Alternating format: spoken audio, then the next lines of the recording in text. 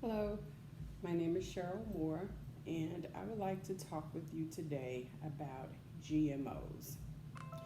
That's the abbreviation for the words genetically modified organisms. This is a topic that I am very passionate about. I'm very interested in the food industry, the food chain, and what we put into our bodies, and how so many people are just not really paying attention to the food chain and what they're eating. And I just want to make you more aware of what's out here, what's available. I want you to be aware of what your options are and how you can make smarter choices.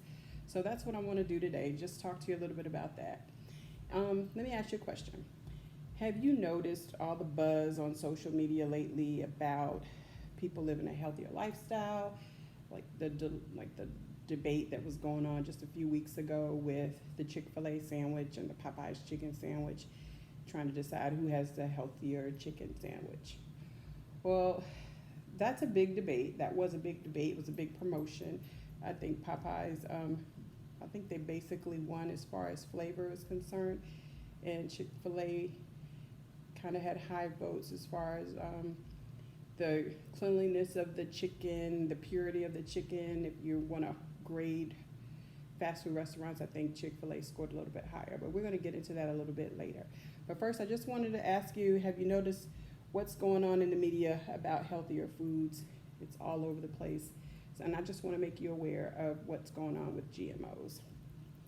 So I feel that based on some research that I've done, that GMOs are taking over the food chain.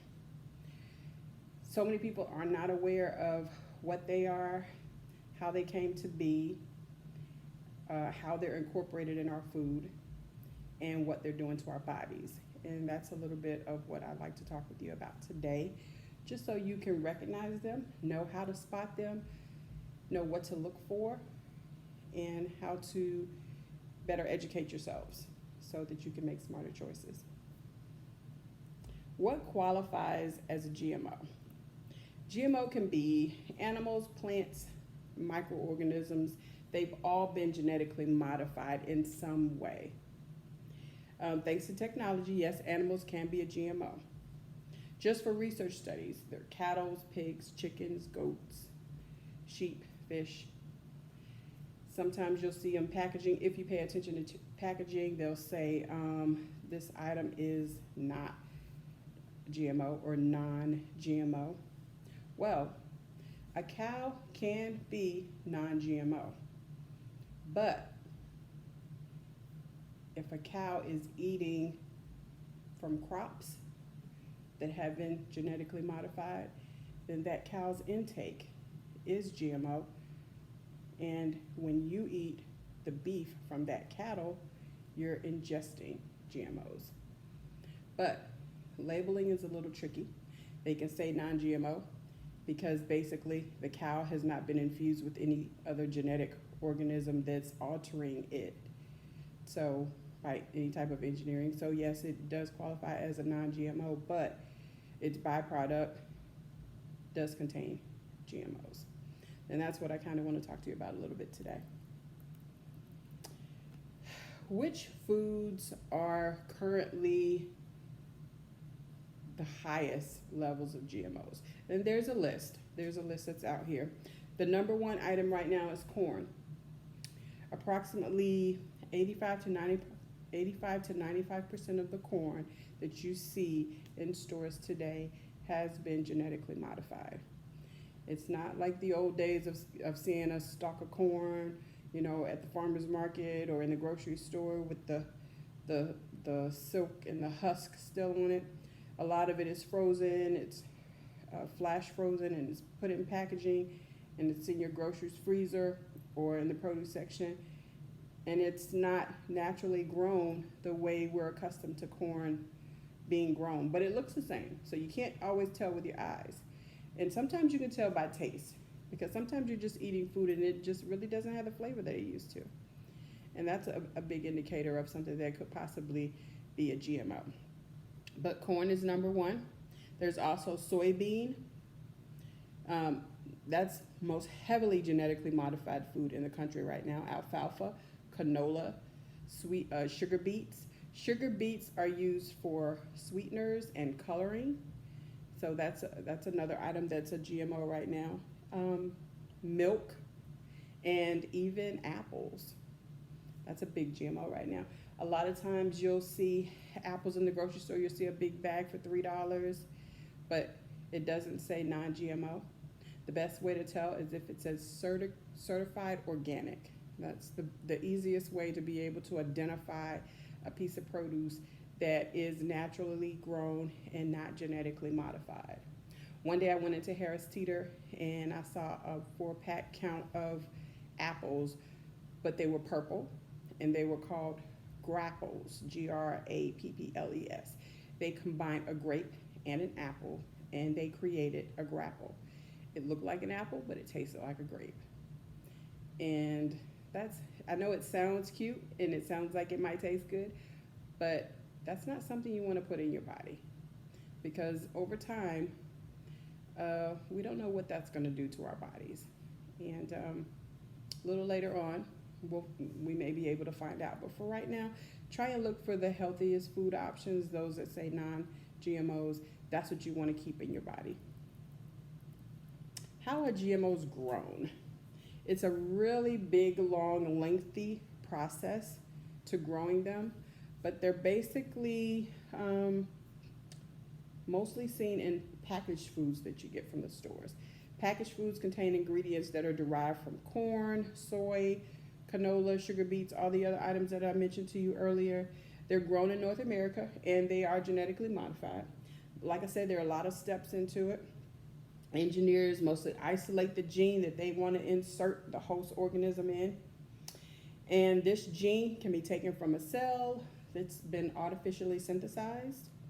It's combined with other genetic elements. Bacteria can be induced in there to take up foreign DNA by heat shock or electroporation. DNA is inserted and it comes through the cell's nucleus. It's just a big, lengthy process. And that's not something that you want in your food and then you want to consume that. You just don't want that in your bodies. Our body is not used to foreign objects and anything foreign. Our cells need to survive off of things that are natural, things that are healthy, things that will cause them to sustain and keep our body strong and healthy. That's what we really want when we eat food. We don't want to just to eat. We want to eat to be healthy and to be strong and to be able to, continue to work hard and allow our bodies to do what it needs to do. There are a lot of myths and there are a lot of facts as we talk about GMOs. There are a lot of fast food restaurants that serve GMOs, and right now there's a little bit of a debate. There are some restaurants that scored really high on the scale as far as being healthier. I believe Chipotle is one of the restaurants that scored healthy, but there were a little bit of chatter about the dairy that was found in some of the Chipotle items. The cheese had been identified as a GMO, but as far as the meat was healthiest. I think Chick-fil-A got a B, Chipotle got an A in their rating, and some of the other restaurants just kind of fell below. So Panera Bread was another that scored really high on the charts. I believe Panera Bread got an A, but a lot of the fast food restaurants scored really poorly. And some of your well-known restaurants, not just fast food, but some of your well-known restaurants like Olive Garden, Red Lobster, they got failing scores. So you really need to pay attention. A lot of restaurants are including on their menu what the contents of their food, the sodium content, the calorie content. Right now, the Food and Drug Administration does not require that GMO labeling is incorporated on all items at restaurants, but just give it some time. I think it will be announced later on. It's just so much that's taken over our food chains. And if you think about it, how can we survive off of the land that we have? We have land that at one time used to be worked by farmers. We don't have the manpower or the laborers to work the farms, so we can't produce the crops that we used to. There are small farmers markets where people are able to grow their produce, but think about how big this world is and how many cities and how many states. It's just not enough food for every family, every store, every restaurant. So the United States and other countries had to think of other means to kind of support the food chain. So they came up with GMOs, another way of creating food, genetically modifying food so that they can serve the restaurants, serve the families, serve your dinner table, serve stores. But do you really want that? And that's what I want you to be able to pay attention to.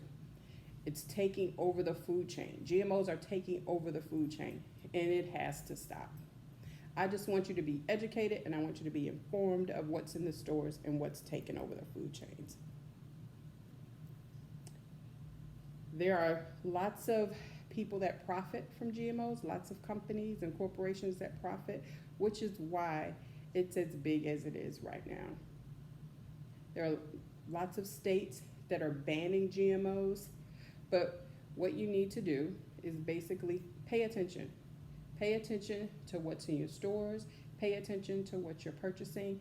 And I know a lot of times organic food is more expensive, but if we just cut out some of the other things and just try and be as simple as possible. We don't have to have all of these fancy condiments that we put on our foods and our salads and our sandwiches just for flavoring. If you just get a piece of organic, wholesome, naturally grown, lean produce or protein, whatever source of protein that you want, it doesn't have to necessarily be meat, it could be seafood or any other protein, and just taste it. Taste the flavor of what it should naturally taste like without salt and all that sodium and all the condiments. Just get something fresh, and you'll be surprised at how good it tastes, how good your body feels, and try to stay away from the food chains that are trying to poison our bodies. If you learn nothing else from me today, just know this. There are healthy options out here. We do not have to give all of our money to these food chains that are not looking out for our best interests. They're looking out for their best interests. Your body should be your number one priority. Take care of yourself so that you can take care of your family and others. Thank you for your time.